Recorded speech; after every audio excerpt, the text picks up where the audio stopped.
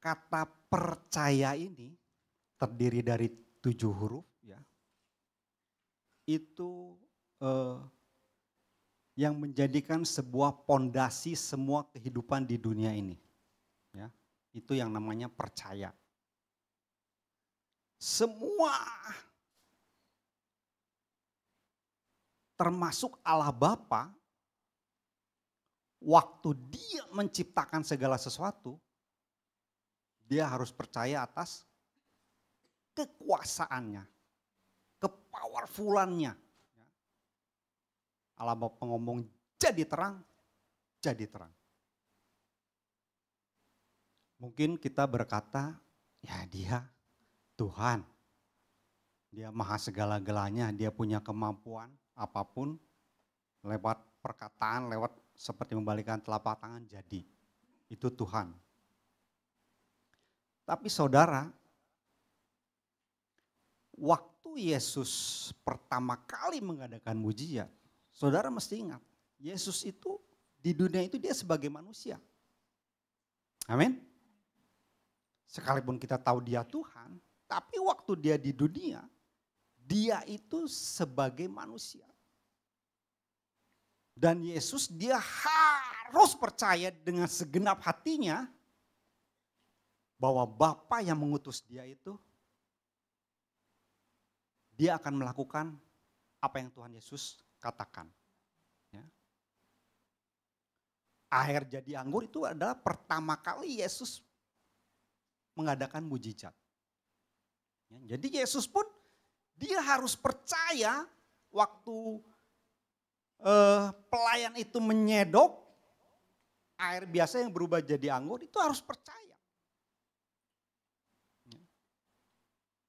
Saudara pun kalau pergi ke dokter, saudara harus percaya sama dokter itu, benar nggak? Nggak mungkin, gua nggak percaya dokter itu dokter itu brekele. Nggak mungkin kita datang kan? Karena kita percaya.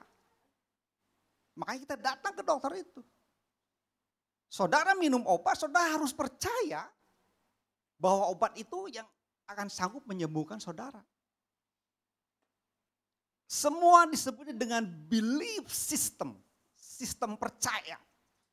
Apalagi kita yang namanya orang Kristen, kita percaya sekalipun gak pernah melihat. Amin. Kita gak pernah melihat, kita harus percaya. Apapun itu. Saudara yang pernah kursus musik sama Felix, saudara harus percaya sama si Felix bahwa si Felix yang ngebohongin lu kalau kunci A itu begini. Saudara harus percaya. Benar nggak? Semua adalah tentang belief system, tentang percaya. Percaya. Enggak ada kata lain. Percaya. Mudah nggak? Hah? Mudah nggak? Sangat tidak mudah. Makanya yang namanya iman itu adalah bukti dari segala sesuatu yang tidak kita lihat. Itu iman.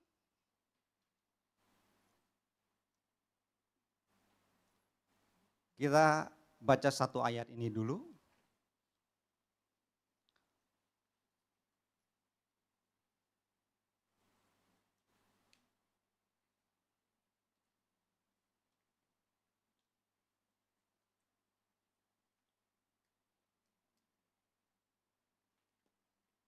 Kita baca bersama-sama.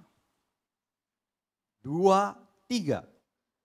Kata Abraham kepadanya, jika mereka tidak mendengarkan kesaksian Musa dan para nabi, mereka tidak juga akan mau diyakinkan sekalipun oleh seorang yang bangkit dari antara orang mati.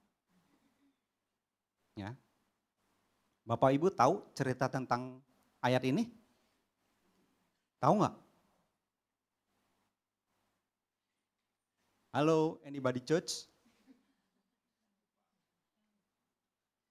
Ini adalah cerita tentang Lazarus dan ikan pepes. Bukan Bapak Ibu.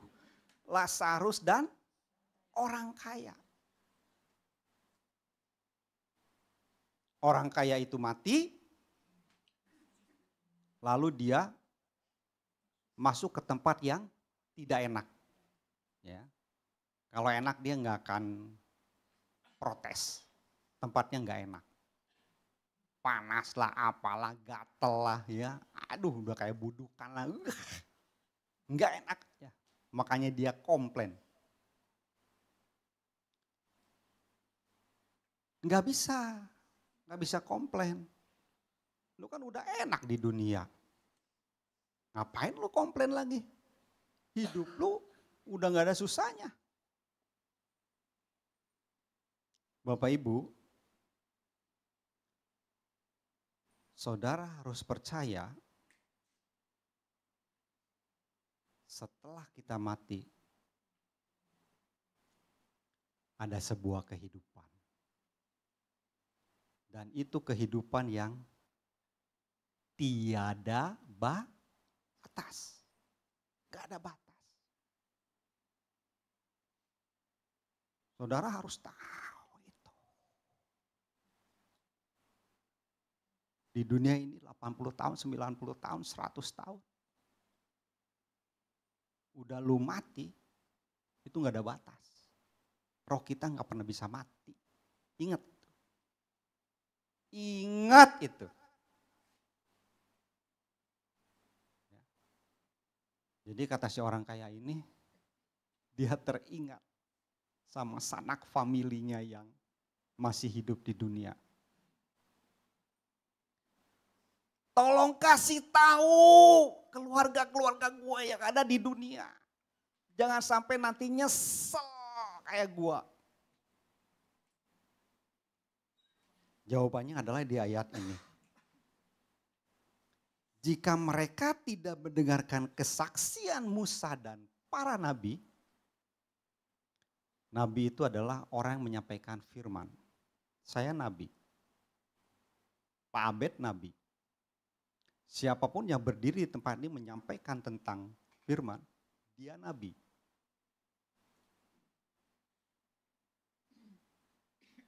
Kalau saudara nggak percaya sama nabi, yang bisa saudara lihat, saya kelihatan nggak? Kelihatan nggak?